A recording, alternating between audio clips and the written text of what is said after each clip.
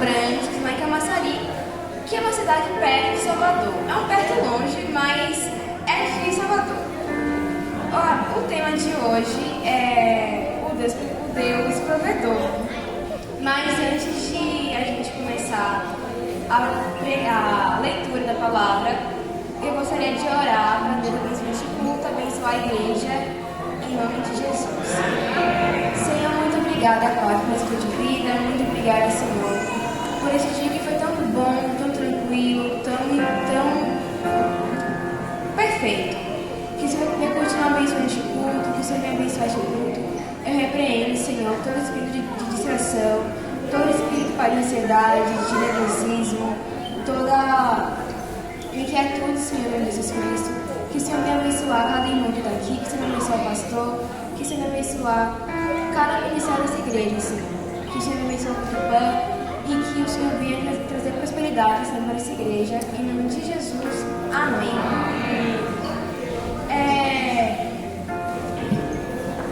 Eu gostaria que os irmãos abrissem a palavra no livro de Mateus, capítulo 6, seu verso 25 e o 26. Que diz assim, amém?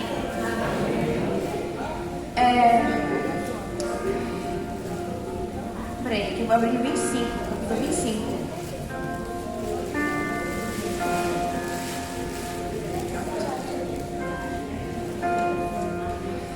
Por isso digo a vocês, não se preocupem com a sua vida quanto que irão comer ou beber, nem com o corpo quanto ao que irão vestir. Não é a vida mais do que o alimento, e não é o corpo mais do que as roupas? Observem as aves do céu, que não semeiam, não colhem, nem ajuntam em celeiros. No entanto, o Pai de vocês, que está no céu, as sustenta. Será que vocês não valem muito mais do que as aves? Normalmente na Bíblia a gente pode ver que até hoje em dia mesmo que a gente passa por tribulações, passa por problemas e que independente do que acontece, Deus está com a gente. Por que Deus é provedor? Porque normalmente tudo que acontece ao nosso redor, tudo que a gente precisa, quem provê é Deus. Nessa palavra a gente pode ver em várias pessoas que viram a aprovação de Deus na sua vida. Se aqui na palavra se fala que se Deus, por que a gente fica ansioso, por que a gente fica preocupado com amanhã, sendo que Deus, do mesmo modo, alimenta os pássaros, dá roupa, dá beleza para os lírios, por que a gente vai ficar preocupado com o que a gente irá comer, com o que a gente irá vestir? No versículo 34, nos diz que, portanto, não se preocupe com o dia de amanhã, pois o amanhã trará os seus cuidados. Basta o dia o seu próprio mal. Para cada dia, basta os próprios problemas, basta as próprias preocupações. Não adianta a gente estar em um dia e ficar assim, meu Deus do céu, o que eu vou vestir amanhã? E o trabalho, Jesus, e agora? O que eu vou fazer? Basta cada dia o seu problema, porque a mistura das emoções, de ansiedade, de preocupação, nervosismo, pode trazer um colapso na sua vida. E um exemplo disso, eu passei por isso, então eu sou prova do que estou falando. Algumas semanas atrás, eu tinha um trabalho para entregar na minha escola, e o trabalho era de um mês, praticamente. Então, você deu para a gente o prazo de um mês, era um projeto. E a minha equipe, ela resolveu fazer esse trabalho na semana da entrega. Então, eu passei praticamente 6 dias, no domingo da manhã, acordando às 5h30, que era o horário que eu ia para a escola, porque eu vou de transporte e minha escola um pouco longe da minha casa. E aí, eu fiquei muito cansada e chegou na sexta-feira, que foi o último dia de arrumar lá na sala. Eu falei assim, Senhor, eu entrego esse trabalho nas tuas mãos, eu não sei o que eu vou fazer mais, porque estou cansada. E só aqui, eu cheguei num ponto de meu olho até piscar de nervosismo, porque eu estava passando muito nervoso. Meus pais muito bem sabiam disso que eu estava passando. Eu cheguei, teve um dia que eu fiquei assim, meu Deus do céu, eu não sei o que eu vou fazer com tal pessoa. Mas eu entreguei nas mãos de Deus o trabalho. E para honra e glória do Senhor Jesus Cristo, no sábado, que foi o entrega do trabalho, deu tudo certo. Eu não tinha estudado no tema, estudei no Uber praticamente. E graças a Deus deu tudo certo para a glória do Senhor. Mas depois que eu entreguei esse trabalho, eu fiquei bem pensativa sobre um tal tema. Por que a gente fica preocupado? Por que com as coisas da escola e trabalho a gente dorme tarde, dá a sua vida toda, mas por que com as coisas de Deus? Quando a gente vai ler, vai orar, ou até mesmo enjoar, a gente fala, deixa para outro dia, amanhã eu faço isso. E chega amanhã a gente não faz isso. Aí eu fiquei pensativa, porque normalmente a gente é assim, normalmente a gente faz isso. Normalmente, tem gente que fala assim, Malu, isso é coisa do ser humano, porém não é. Isso você está deixando as coisas que são mais importantes na sua vida, que é estar naquele momento com Deus, para as coisas deste mundo. Às vezes a gente deixa as coisas deste mundo entrar nas nossas vidas, a gente deixa preocupações, deixa trabalho da escola, ou até trabalho mesmo do trabalho, nos deixar preocupado e nos tirar da presença. E com isso fiquei bem pensativa, porque normalmente a gente não percebe e faz essas coisas. A gente fica assim, dorme tarde, aí pensa, meu Deus, tem que entregar tal relatório, tem que entregar tal trabalho de português, matemática, não sei o que eu vou fazer, vou dormir até tarde, tenho que fazer aquele slide, vai dormir tarde. E esse ano, justamente, foi bem assim. E não dormi até meia-noite por conta de trabalho. E isso me desgastou bastante. E essa frase que veio na minha mente logo depois me tocou bastante, porque a gente, no momento, a gente pede a provisão de Deus, quando a gente quer a provisão, a gente pede a provedor. A gente ora, a gente lê a Bíblia, a gente jejua, porém, quando eles nos dão a provisão, a gente agradece, porém, a gente volta depois a ser os mesmos, a gente volta a ser quem éramos, a gente deixa de ler a Bíblia por conta de trabalho, a gente não coloca ele no lugar que ele merece estar, que é o ser o único nas nossas vidas e o primeiro nos nossos corações. E eu fiquei muito pensativa sobre isso, porque eu já tinha ouvido essa pregação sobre a provisão de Deus, e ainda mais sobre esse tema, que a gente coloca as coisas, faz listas praticamente, tipo um to-do list, que é o que irei fazer no dia. E a gente coloca o devocional como primeiro lugar. E aí no final do dia, o devocional a gente não fez, mas as outras coisas como arrumar a casa, fazer limpeza, a gente já tinha feito. E um exemplo de pessoas que fizeram isso na palavra, que está comprovado, é os israelitas. Em Êxodo, logo depois que eles saíram do Egito, eles passaram pelo Mar Vermelho e logo depois eles pediram a Deus a presença da comida, do maná. Eles oraram, reclamaram com Moisés, murmuraram, entanto, chegou o tempo que Deus deu o maná para eles, entregou de dia, eles pegavam uma porção de manhã e para o dia todo e no outro dia a mesma coisa. Porém, depois de um tempo, eles passaram a esquecer de Deus. Eles começaram a pegar os deuses, começaram a murmurar, começaram a fazer muitas coisas que Deus não agradavam. Mas mesmo assim, porque Deus é perdoador, Ele perdoou os seus filhos e continuou protegendo eles, continuou provendo a vida deles, até a chegar em Canaã e continua até os dias de hoje. E eu fiquei assim, Senhor, por que o Senhor fez isso? Porque mesmo com as nossas falhas, porque mesmo com tudo que a gente faz de errado, mesmo o Senhor continua nos amando, o Senhor continua nos provendo as coisas que a gente pede. Ele deu o Santo Espírito, que é uma pessoa assim, maravilhosa, praticamente meu melhor amigo. Todos os problemas, eu falo assim, Senhor, pelo amor de Deus, me socorre aqui. Normalmente, no dia a dia, eu falo com Deus bastante e também quando eu fico chateada, assim, Senhor, por que isso acontecendo? Por que tal coisa acontecendo com a minha vida? E normalmente a gente tem que passar por isso, porque Deus nos coloca as provas, Ele nos coloca a prova para a gente, para Ele ver se a gente está obedecendo a Ele, se a gente segue Ele mesmo, ou se a gente só quer Ele em um certo momento. E Agora eu vou falar sobre algumas pessoas que viram a provisão de Deus em suas vidas. São 6 pessoas, mas também tem várias outras na Bíblia.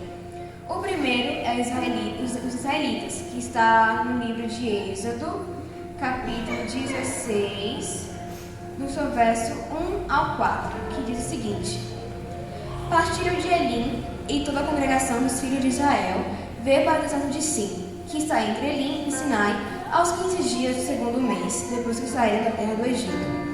Toda a congregação dos filhos de Israel murmurou contra Moisés e Arão no deserto. Os filhos de Israel disseram a Moisés e Arão: Quem nos dera tivéssemos morrido pela mão do Senhor na terra do Egito, quando estávamos sentados junto às panelas de carne, comíamos com vontade. Pois vocês nos trouxeram aí do deserto a fim de nos matarem de fome toda essa multidão. Então o Senhor disse a Moisés: Eis que farei chover do céu pão para vocês, e o povo sairá e recolherá diariamente a porção para cada dia. Eu os porei a prova para ver se ando na minha lei ou não. Como a gente pode ver, Deus bem fala: irei colocar a prova. Como assim irei colocar eles à prova? Bem, quando eles saíram do Egito, é claro, a gente sabe que eles levaram muitas farturas, como por exemplo ouro, comida, ferro, e a gente bem sabe que comida chega um tempo que acaba. Porque naquela época, imagino eu, que as famílias deveriam ter mais de 12 filhos. Um casal deveria ter mais de 12 acima, e uma alimentação praticamente boa, você tem que ter de manhã, tarde e noite, de acordo com os nutricionistas. A cada 3 horas tem que ter uma boa alimentação. Porém, quando eles se viram sem comida, eles começaram a se queixar. Senhor, Moisés, por que vocês nos trouxeram para cá? Porque a gente teve que vir para cá, sendo que a gente sabe um bom local, que era o Egito, que era cheio de fartura, cheio de comida, que a gente tinha comida à vontade. E aí,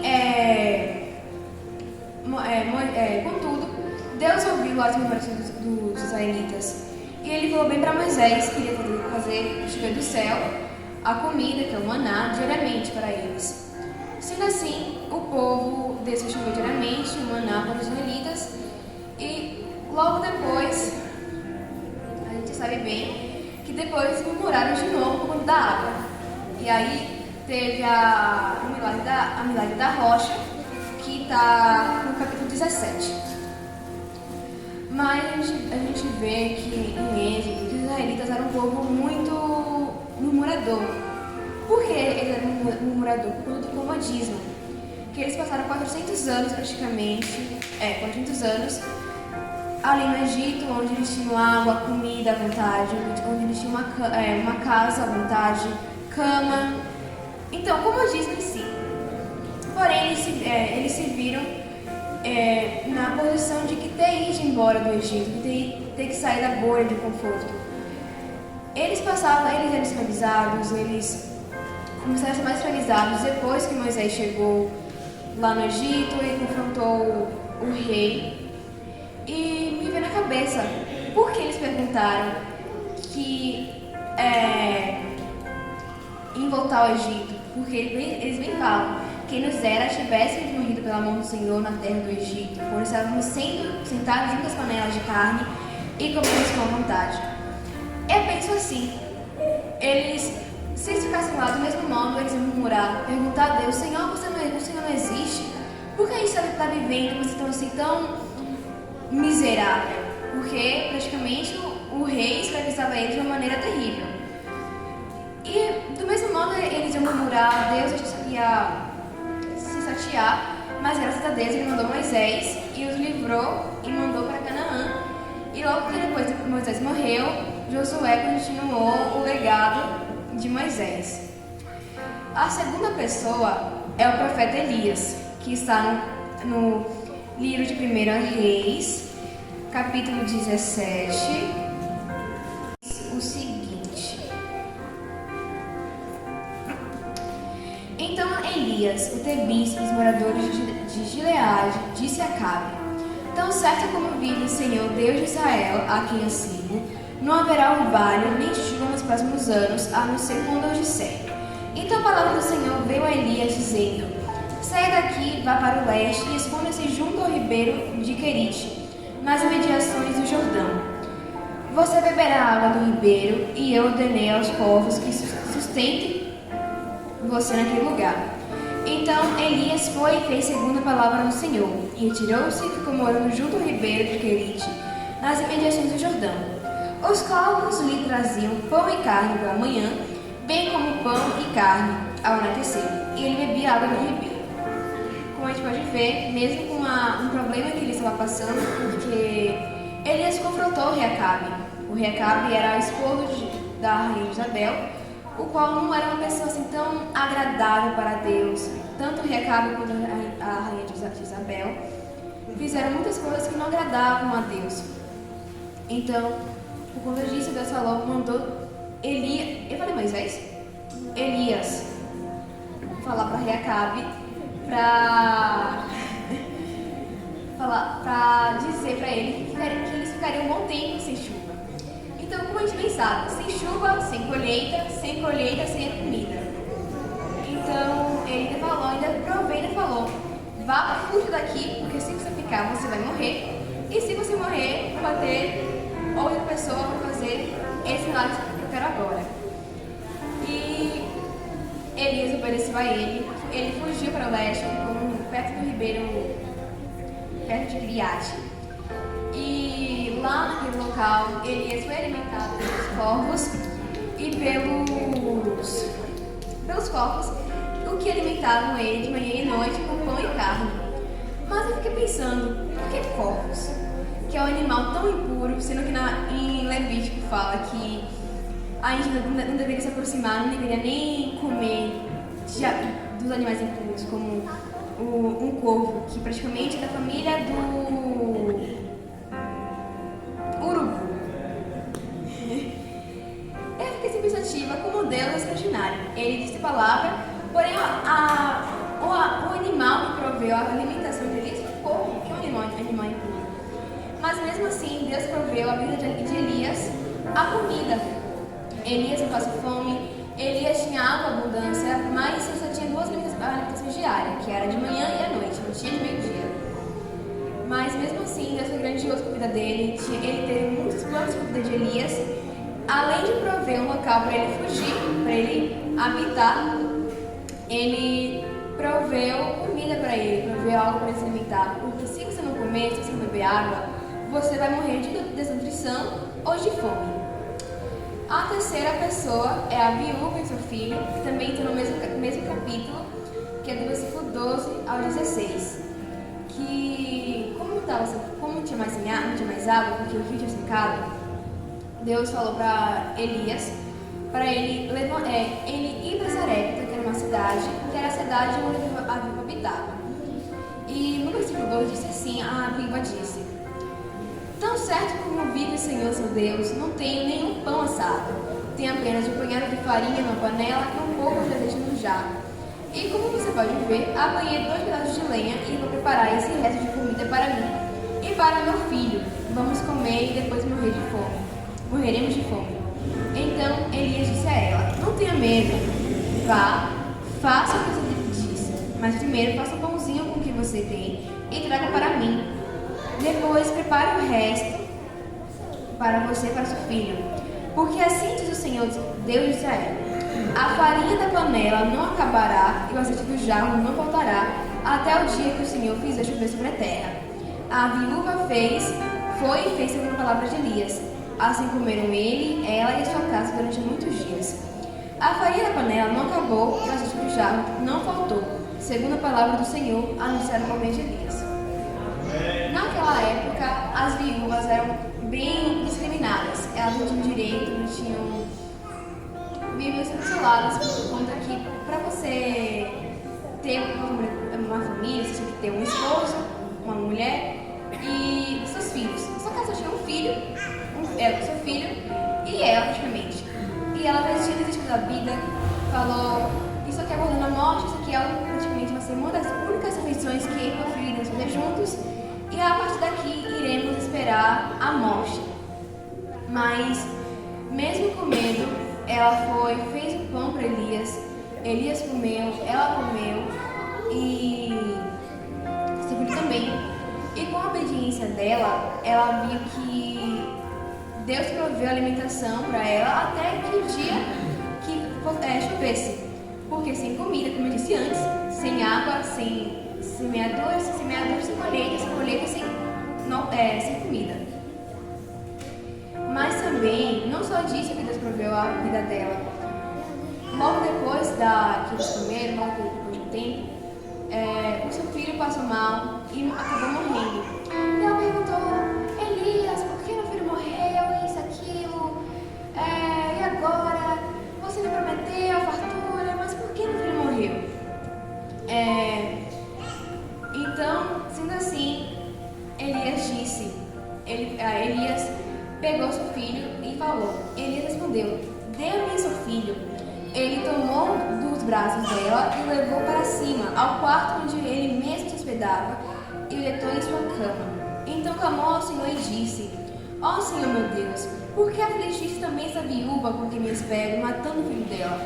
E estendendo-se 3 vezes para o menino, clamou ao Senhor e disse: ó Senhor meu Deus, peço-te que restituas a vida a este menino. O Senhor atendeu a voz de Elias, a vida foi restituída ao menino, e ele viveu. Ele chamou o menino e o levou do quarto até a casa, entregou a mãe dele e disse: veja, seu filho está vivo. Então aqui foi outra provisão que Deus deu à vida daquela viúva. Não foi só comida, Deus reviveu seu filho tão querido. Porque se ela fosse viver, como ela não tinha, as mulheres não tinham direito de trabalhar naquela época, só tinha o direito do homem, ela tinha que sobreviver por conta do filho dela. Então, por conta disso, ela ficou muito feliz, porque ela creu que Deus era uma pessoa boa, creu que Deus era Deus provedor, que não só na comida Deus proveu na vida dela, mas também na vida do seu filho. A quarta pessoa foi Abraão e Isaac, que está em Gênesis, no capítulo 22, verso 7, que diz o seguinte: bem, Isaac e Abraão, Deus colocou Abraão à prova. Mas por que Deus colocou Abraão à prova? Porque ele queria ver se Abraão, do mesmo modo, iria obedecer a ele. Abraão, que foi uma pessoa que tanto pediu a Deus um filho, teve Ismael, que foi com Agar, mas ele queria ter um filho com sua esposa, que era Sara. Ele tanto pediu que Deus deu seu filho, mas Deus, além disso, queria colocar Abraão à prova, queria ver quem era o primeiro na vida dele, se era o seu filho ou se era ele. Sendo assim, Deus falou assim: Abraão, pegue o seu filho único, a quem você ama, e vá à terra de Moriá e ofereça a ele um holocausto nos montes para lhe mostrar. Provavelmente Abraão ficou em estado de êxtase e ficou assim: Deus, o que eu vou fazer? É o tanto meu filho que eu quero, que eu tanto pedi ao Senhor, porque o Senhor pediu tal sacrifício para mim, porque o Senhor pediu para que eu desse meu filho, que eu tive com minha legítima esposa, para te oferecer. Mas do mesmo modo, Abraão não recusou Isaac. Ele falou assim: Isaac, a gente vai ali oferecer no sacrifício a Deus, porém não disse o que ele ia oferecer. Ele estava crente, ele acreditava, ele sabia que Deus de alguma forma ia prover algo para dar. E assim foi. No final, quando logo Abraão tinha colocado Isaac em cima para matar, um anjo do Senhor chegou e disse: Abraão, não estenda a mão sobre Isaac, não faça nada, pois agora eu bem sei que você teme a Deus, porque não me negou seu filho, o seu único filho. Sendo assim, Abraão olhou para trás e viu um cordeiro, um carneiro, e preso pelos chifres entre os arbustos. Ele pegou o carneiro e deu em holocausto e colocou o nome daquele monte de O Senhor Proverá. Que até naquela época o nome estava no monte do Senhor se proverá. Então podemos dizer claramente que Deus proveu na vida de Abraão. Porque imagine você pedir tanto a Deus seu filho, a gente deu certo tempo, Deus assim, eu quero seu filho para mim agora, me entregue seu filho em sacrifício. Provavelmente Abraão se sentiu em um estado muito complicado, porque não é fácil. não é fácil você dar seu único filho para morrer por alguém. Mas Abraão foi obediente e ia entregar a Deus o seu filho. Mas para a honra e glória do Senhor, o Senhor foi lá e entregou para Abraão por carneiro. A quinta pessoa, aí agora milagre, é a multiplicação dos pães e dos peixes, que está em Mateus 14, do 18 ao 21, que diz o seguinte: como a gente bem sabe, Jesus era sempre ouvido por muitas pessoas, porém naquela ocasião, eles não estavam com a cidade, eles estavam no deserto. No deserto você não tem água, no deserto você não tem comida. Chegando assim, os discípulos disseram: Senhor, por que você não manda essas pessoas irem embora para irem para uma cidade mais próxima para se alimentarem? Mas Jesus disse assim: vocês que vão alimentar eles. Aí eles disseram assim: não temos nada aqui, temos somente 5 pães e 2 peixes. Aí Jesus disse assim: traga esse pão e peixe aí para mim. Ele abençoou, entregou aos céus e praticamente todas as pessoas que estavam naquele momento foram alimentadas e ainda sobrou 12 cestos cheios do que sobraram. E praticamente, pra vocês terem noção, aqui na Bíblia deixa bem claro que eram cerca de 5.000 homens, além de mulheres e crianças. Então, em média, bora contar que deveria ter entre 7.000 pessoas a 10.000. Aí, como que apenas 5 pães e 2 peixes vão alimentar tanta gente assim? Eu não sei, mas você sabe, porque ele foi o provedor, ele que proveu aquelas pessoas ali a alimentação, porque ou elas iriam morrer de fome, ou porque você sair da presença do Senhor é algo que você não quer sair daquela presença. Você quer continuar. Por isso chega um momento que você fica com fome. E agora o que eu vou fazer? Eu vou comer ou eu vou ficar com o Senhor? Você provavelmente vai escolher ficar com o Senhor, é claro, né? E provavelmente ele deve estar bastante tempo ali já, porque aqui bem fala que ao entardecer que os discípulos chegaram a Jesus e disse isso. E a sexta e última pessoa, que é uma das pessoas que é a pessoa mais preferida na minha vida, que foi Jesus, e ele mesmo viu a provisão em pessoa, porque no capítulo 4, que foi logo quando ele foi para o deserto, passou 40 dias e 40 noites em jejum, sem comer, e logo depois que ele acabou o jejum, o diabo foi lá e tentou ele de várias formas. Falou para ele que se ajoelhasse, ele entregar a terra toda a ele. Falou para ele que falou se ele fosse o primeiro filho de Deus, que ele fizesse aquelas pedras se transformassem em pão. Porém, de todas as formas, Jesus recusou e logo depois o diabo foi embora. E quando ele foi embora, os anjos do Senhor foram lá e o serviram, o alimentaram. Então a gente vê que não só as pessoas que estão aqui, como os israelitas, Elias, aquela viúva, como também a multidão, mas também Jesus, nosso Senhor e Salvador, teve a provisão em pessoa. Ele foi servido na provisão. E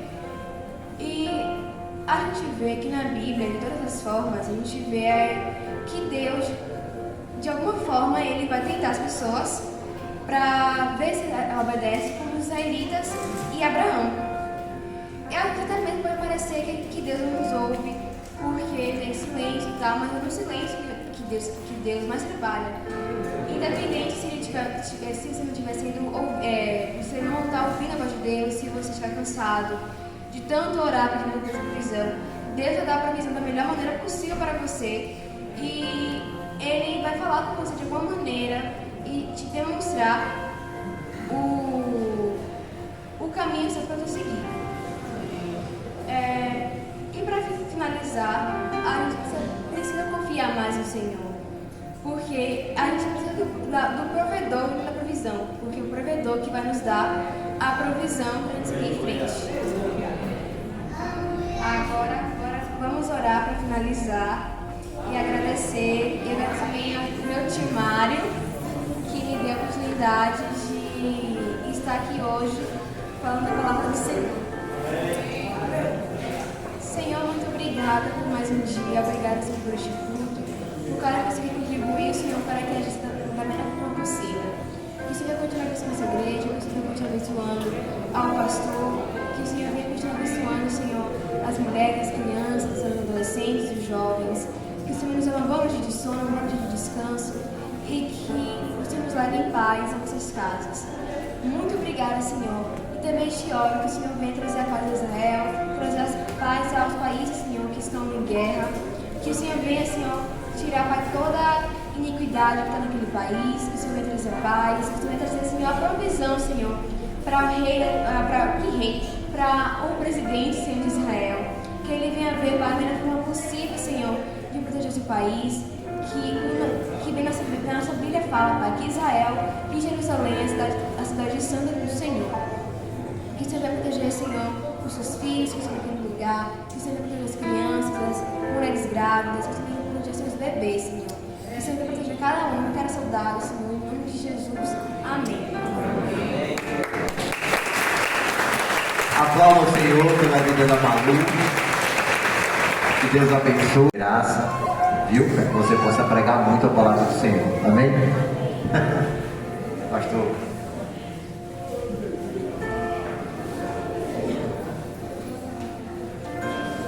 Amados, a igreja se coloca de pé nessa hora. Eu queria convidar a irmã Regiane, que é mãe da Malu, para estar orando por esses alimentos que foram arrecadados, mantimentos, serão distribuídos a muitas famílias que necessitam, que precisam, né, de socorro, que precisam dessa ajuda. Amém. Glória a Deus. Senhor, meu Deus, Pai, quero te apresentar, Pai, cada alimento, Pai, aqui, Senhor. Quero te agradecer, Pai, pela vida das pessoas, Pai, que contribuíram, Senhor.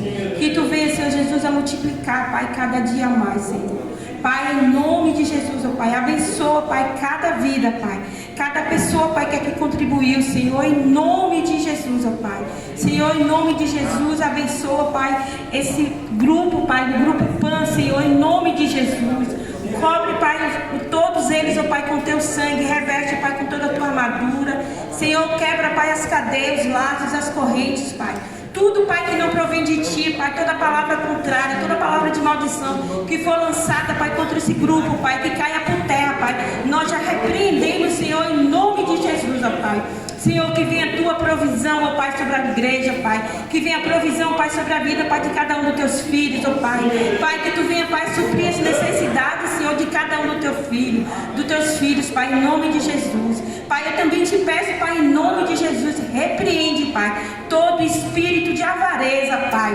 Todo espírito, Pai, de mesquinhez, Pai, em nome de Jesus. E coloca, Senhor, no coração de cada um de nós, ó Pai, um coração doador, Pai, um coração, Pai, que venha doar, Pai, sem querer nada em troca, Pai, em nome de Jesus, porque nós estamos aqui para servir e não para ser servido, Pai, em nome de Jesus, ó Pai. Multiplica, Pai, esses alimentos, Pai, e abençoa todas as famílias, Pai, que vão ser contemplados, ó Pai, com esses alimentos, Pai, para todos aqueles, Pai, que ainda que não te conhecem, que eles venham, Senhor Jesus, a te conhecer, em nome de Jesus, e te aceitar, Senhor, como Senhor e Salvador das suas vidas, Pai. Obrigado, Senhor, por essa noite. Obrigado, Pai, pela palavra. Obrigado, Pai, pela vida de todos, Pai, que aqui estão, Senhor. Leva-nos, ó Pai, na Tua presença. Nós te agradecemos, Senhor, em nome de Jesus. Amém.